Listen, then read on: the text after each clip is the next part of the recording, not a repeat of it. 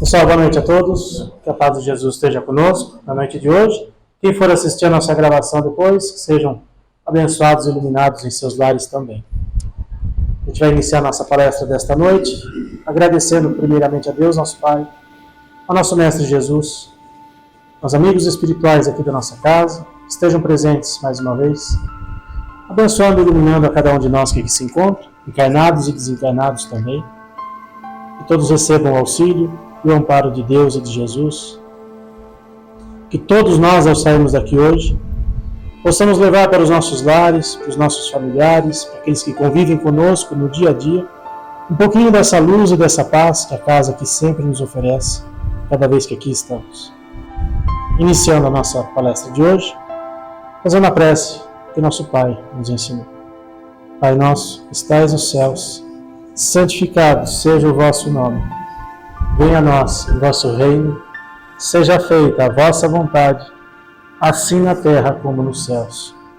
O pão nosso de cada dia nos dai hoje, perdoai as nossas ofensas, assim como nós perdoamos a quem nos tem ofendido. E não nos deixeis cair em tentação, mas livrai-nos de todo mal, que assim seja. Hoje quem vai fazer a palestra é a nossa companheira Sandra, que também é aqui da casa. Sandra. Boa noite, gente. Tudo bem? Gente, hoje eu vou falar sobre esse tema aí, ó. Não ir aos gentios. Depois nós vamos entender direitinho o que quer dizer isso.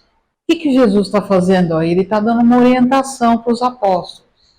Ó, não vá aos gentios. Eu vou dar uma lida aqui no Evangelho e depois aí a gente já parte para a palestra. Mateus escreveu o seguinte: Jesus enviou seus 12 apóstolos depois de ter lhe dado as instruções seguintes: não vades aos gentios, e não entreis na cidade dos samaritanos, mas ide antes as ovelhas perdidas da casa de Israel. E nos lugares para onde fordes, pregai dizendo que o reino dos céus está próximo. Aí tem uma explicação da espiritualidade maior que diz o seguinte, sobre esse trechinho. Jesus prova em muitas circunstâncias que suas vistas não estão circunscritas ao povo judeu, mas que abarcam toda a humanidade. Se, pois, disse aos seus apóstolos para não irem aos pagãos, que é a mesma coisa que gentios, não foi por desdenhar da sua conversão, não é porque ele era preconceituoso, tá? O que teria sido pouco caridoso se ele fizesse isso, mas porque os judeus que criam na unicidade de Deus e esperavam o Messias, estavam preparados pela lei de Moisés e os profetas para receber a sua palavra. Então ele quis dizer assim: ide semear num terreno já preparado, sabendo bem que a conversão dos gentios viria no seu tempo certo. Então a gente imagina que na época de Jesus, ele falava assim para os apóstolos: não dá para perder tempo. Por quê? Porque Jesus teve muito pouco tempo para ministrar tudo aquilo que ele fez. Ele teve só 3 anos. Então o que ele quis dizer assim, olha, não vá aos gentios. Os gentios eram um povo que morava assim nas cercanias de Israel. E era um povo que eles eram arredios, entendeu? Eles não acreditavam em ninguém, nem nas leis de Moisés, que veio bem antes de Jesus. Então, é perder tempo, né? E pedindo para que os apóstolos fossem pregar, seria perder tempo se eles fossem até os gentios, né? Eu vou continuar lendo. Jesus, então, teve muito pouco tempo de peregrinação, de colocar as mensagens aí pelo mundo. Então, não dava para perder tempo. E aí a gente sempre fala que o evangelho, ele é feito para nós também. Não foi só para aquela época. Esse evangelho também serve para nós, para todas as pessoas. Porque o que nós lemos aqui é para ser interpretado na vida, né? É para sentar na sala da sua casa e falar o seguinte: poxa, eu vou aplicar esse conteúdo que Jesus disse para os apóstolos, mas de que maneira, né? Quem são gentios?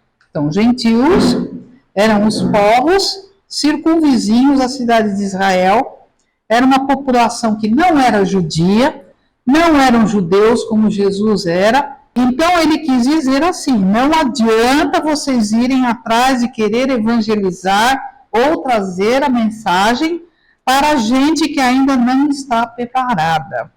A pessoa não vai aceitar isso. Algumas religiões acreditam, inclusive, que após a morte a pessoa fica dormindo, esperando Jesus acordar, né? Essas coisas todas, né? Então, a gente vai pregar uma coisa que não é aquilo que a pessoa acredita, a gente está forçando a barra, né? A gente está violentando a crença da outra pessoa. Então, não é para a gente forçar a barra.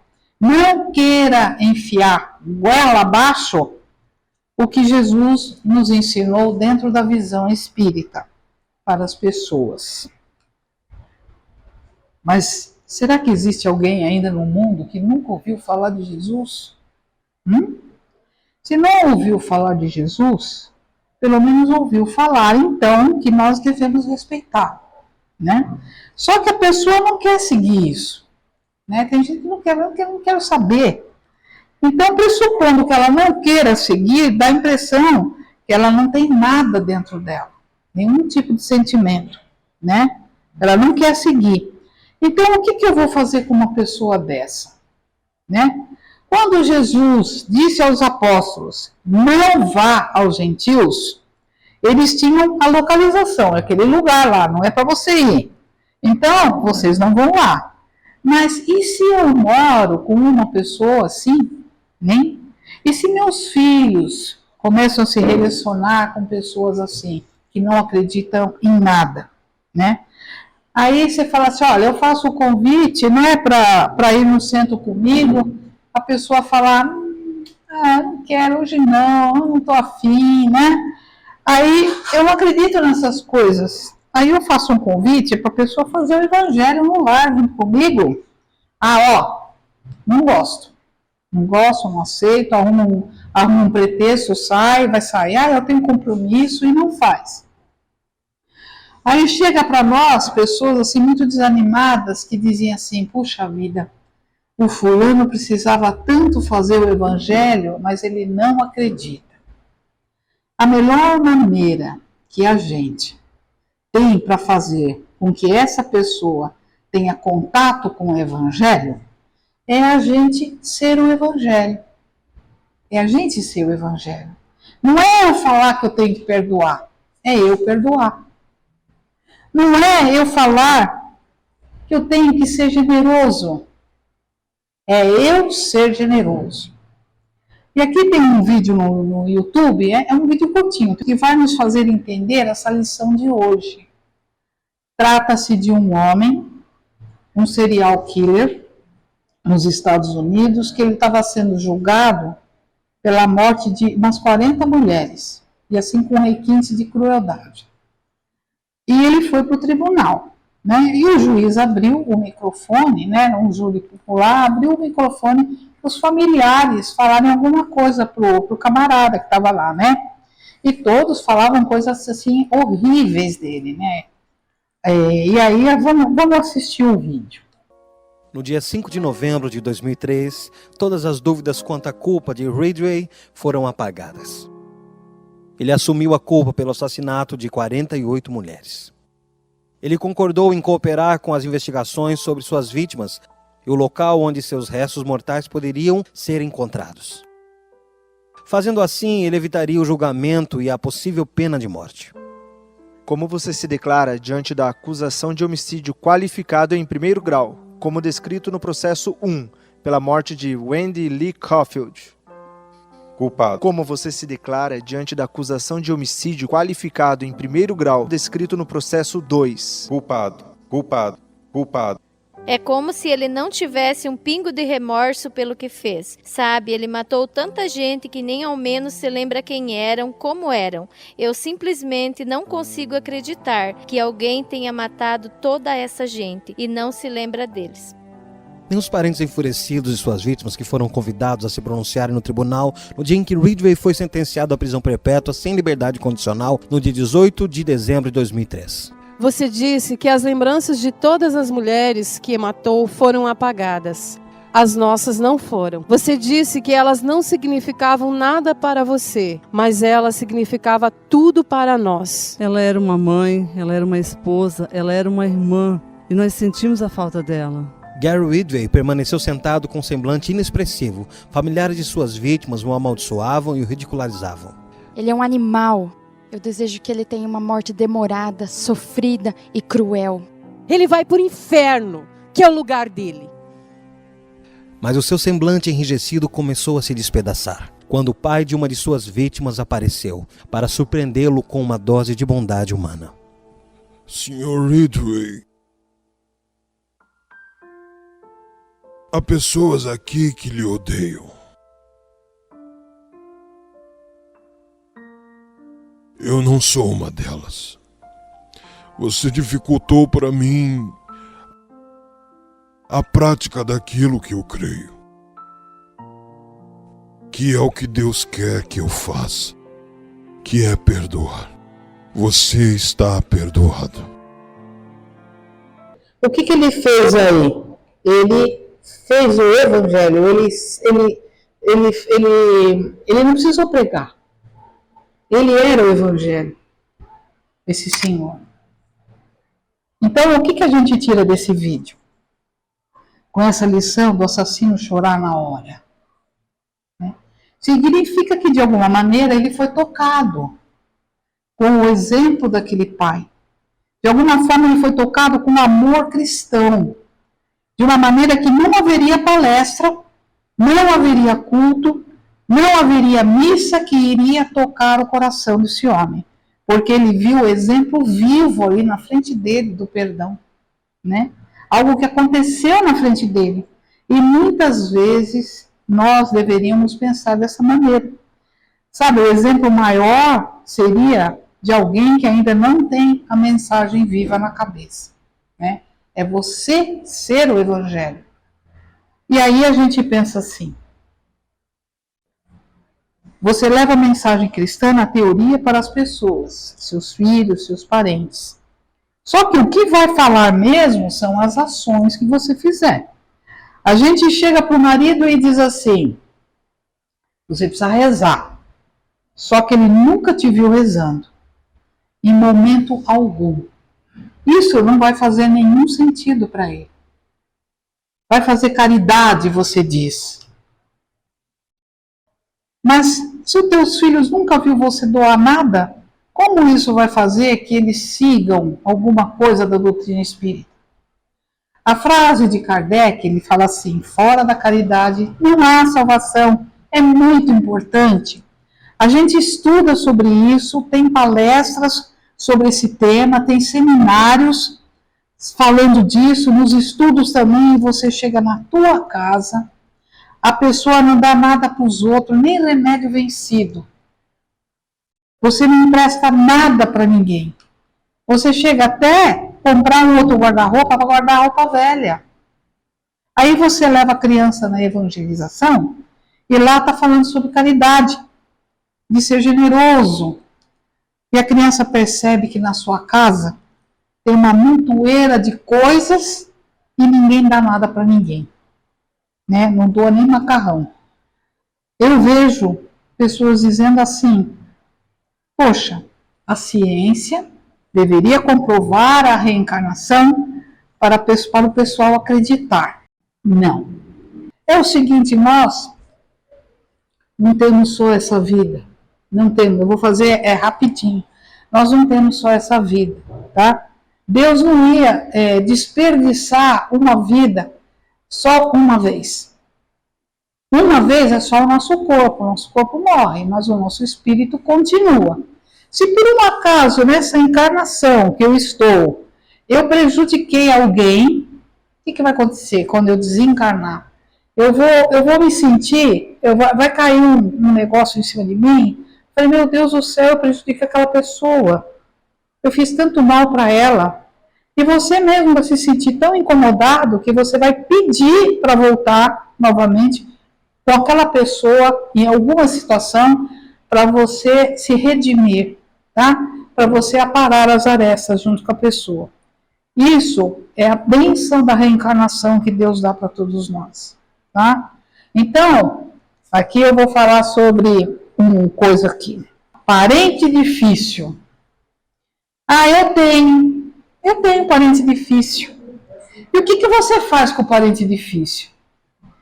Eu deixo para lá. Se eu souber que ele vai numa festa, eu não vou. Não é assim que a gente faz? Então, eu sei que ele vai na festa, eu não vou. Se ele está no grupo da família, eu saio. E aí, o que adiantou você saber sobre a reencarnação? Né?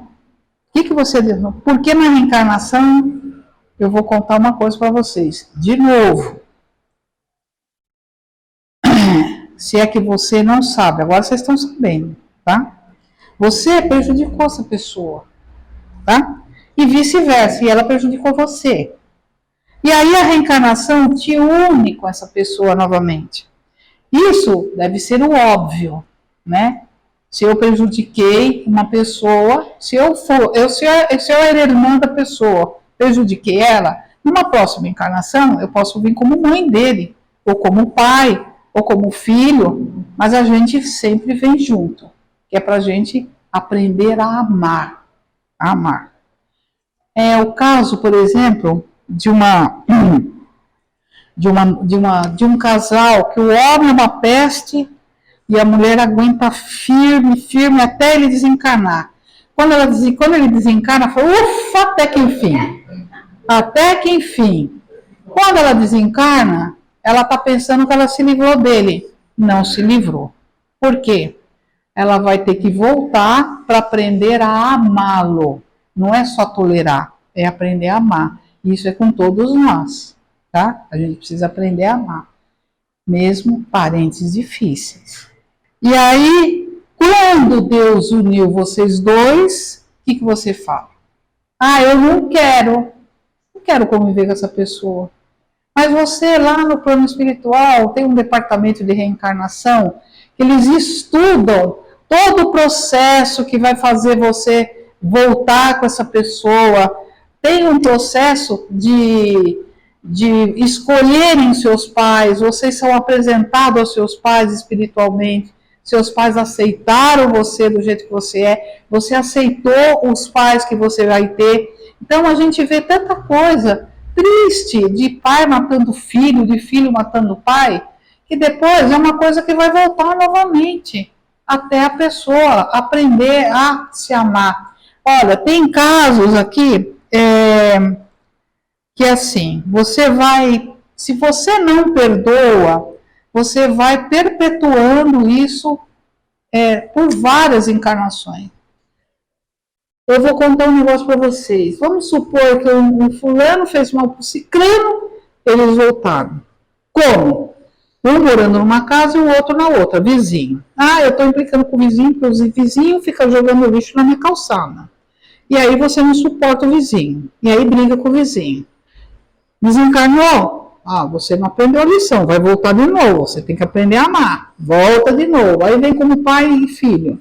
Aí aquela brigaiada de novo, não aprendeu, desencarna, volta de novo. Quando não aprende, quando a pessoa vem em várias encarnações e não aprende, sabe como é que ela vai vir na próxima? Como gêmeos siameses, um grudado no outro.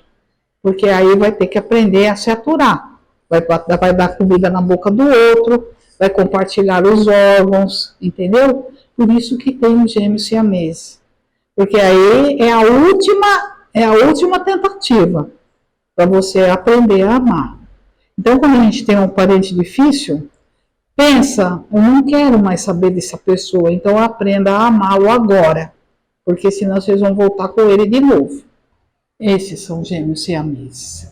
Ou seja, tudo começa com um processo obsessivo longo e profundo, em que as duas partes envolvidas não conseguem se perdoar e retroalimentam-se mentalmente com o ódio e o desejo de vingança. E aí vem juntinhos, tá? Então isso fez um vínculo forçoso de reencarnação, porque eles não estavam entendendo de maneira mais assertiva. Então, às vezes, a gente quer que a teoria seja consolidada e todo mundo virar espírita. Não seria bom? Porque todo mundo tem esse entendimento, então seria maravilhoso todo mundo ser espírita. Todo mundo vira espírita. E você que já se diz espírita, o que você está usando quanto a isso? O espiritismo traz para nós a verdade de que as mazelas da alma vão para o corpo, adoecem. Adoece primeiro o seu espírito e depois o seu corpo. E aí a gente fala sobre isso e a pessoa vira e fala: olha, faz 3 anos que eu não converso com meu irmão. Faz 2 anos que eu não vou na casa da minha mãe porque eu briguei com meu pai. Eu briguei com ele porque na eleição passada ele votou num candidato lá que eu não quero, que eu não queria, e ele acabou votando. Então eu quebrei o pau com ele e não vou mais na casa da minha mãe por causa dele. Gente, que coisa absurda, né?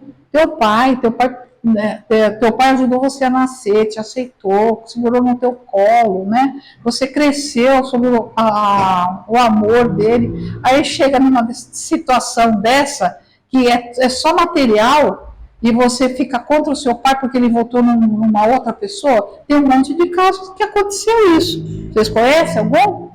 Que a família quebrou o pau, que não se dão por causa disso? Eu tenho na minha família. E a minha prima, ainda que se diz espírita, não fala com a filha dela porque a filha votou no fulano. Não é espírita, não pode ser.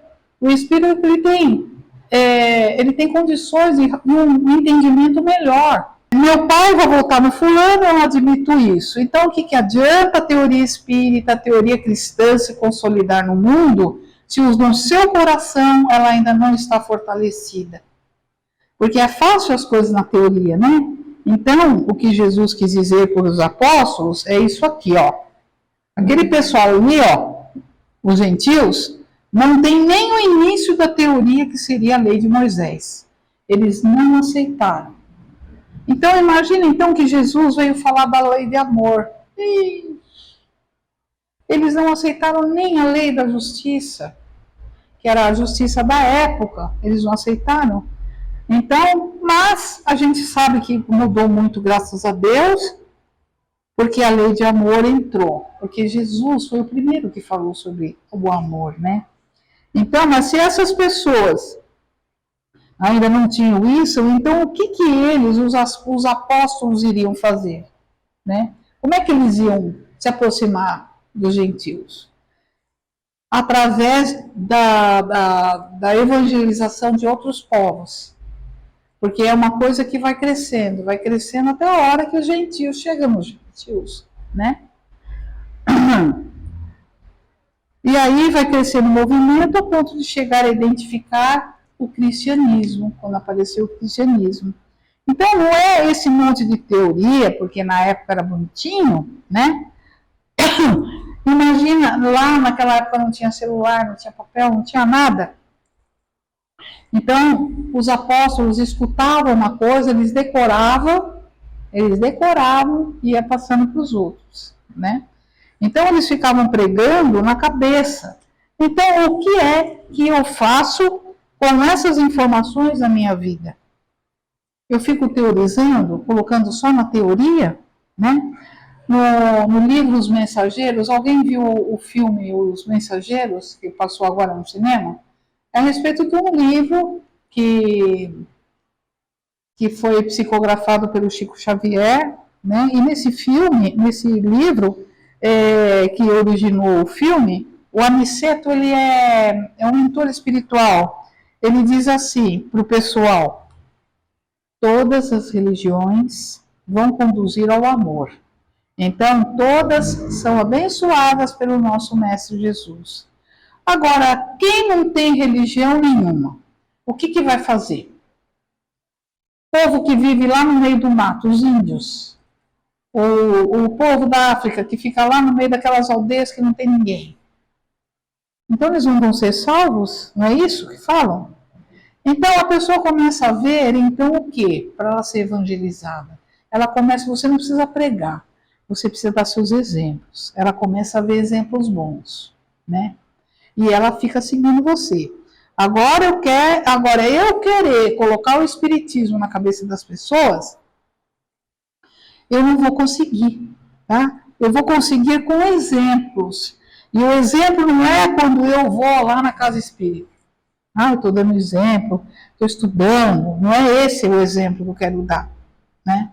O exemplo é quando eu estou no trânsito, né? A pessoa me fecha, vai com Deus, meu filho. É difícil, né? Mas é isso que a gente tem que falar. Vai com Deus. Aí tem outro exemplo aqui, ó.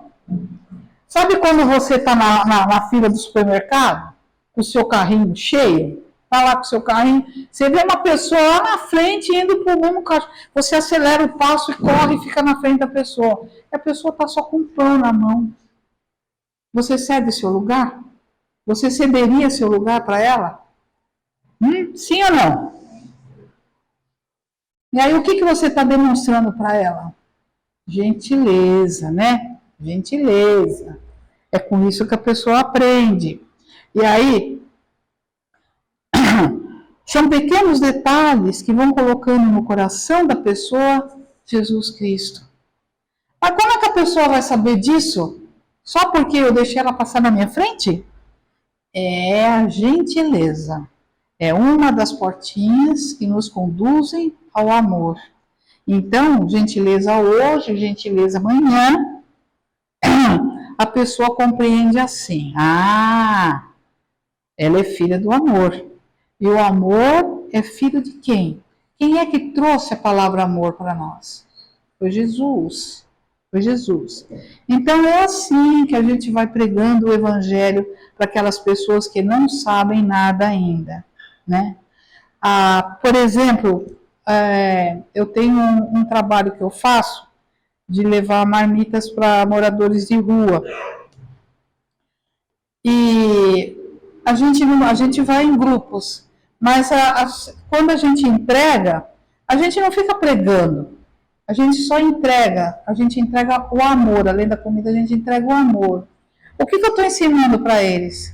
Eles estão dando um exemplo do quê? De caridade. Eu não preciso falar de caridade, eu sou a caridade, eu estou fazendo, eu estou praticando, né? Eu não preciso ficar ali, olha, você tem que falar com Jesus, você tem que rezar. Eu não preciso fazer isso. Eles já entendem. Quando eles falam, muito obrigado, Deus te abençoe. Olha só, né? Nem conheço, mas eu estou praticando aquilo que Jesus me ensinou. A mesma coisa que aquele senhor lá, perdoando a pessoa que matou a filha dele. Então, quando a gente pratica caridade, nós somos um exemplo de solidariedade. E para terminar, é assim que a gente vai continuando fazendo a nossa pregação. Aqui é quando a gente dá a comida para os moradores de rua, confortando o coração das pessoas que estão em situação de rua.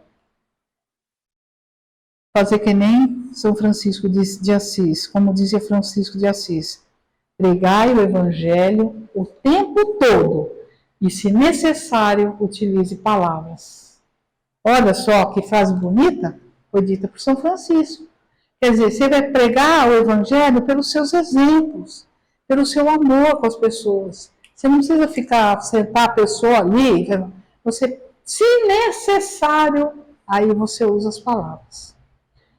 Eu espero ter passado essa mensagem para vocês com o maior carinho. Eu espero sinceramente que vocês tenham compreendido que a gente não pode violentar uma pessoa tentando colocar na cabeça dela aquilo que a gente acredita. O que a gente vai conseguir é através dos nossos exemplos, né? De amor, principalmente. Então, nós vamos unir os nossos pensamentos a Deus, ao nosso Pai, a Jesus, agradecendo a Ele essa oportunidade de aprendizado, que Ele faça nascer, brotar dentro do nosso coração, esse desejo de amor, esse desejo de se dar bem com todas as pessoas, porque seguindo o Evangelho de Jesus, a nossa vida fica mais leve, o nosso fardo fica menos pesado. E assim, vamos pedir a Jesus que nos oriente para que possamos desabrochar dentro do nosso coração as melhores virtudes que Ele nos ensinou: o amor ao próximo, a caridade, o perdão, o discernimento, a sabedoria, o perdão das ofensas, a gratidão, ao amor a Deus, ao amor ao próximo.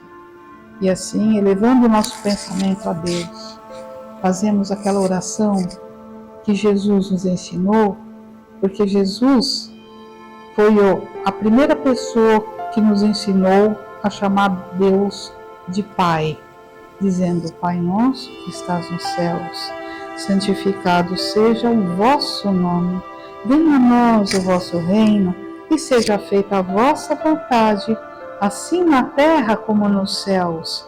E o pão nosso de cada dia nos dai hoje. Perdoai as nossas ofensas, assim como nós perdoarmos a quem nos tem ofendido. E não nos deixeis cair em tentação, mas livrai-nos, Senhor, de todo mal. Pois teu é o poder, o reino e a glória. Sede conosco, com a tua bênção, Senhor. Assim seja. Muito obrigada a todos.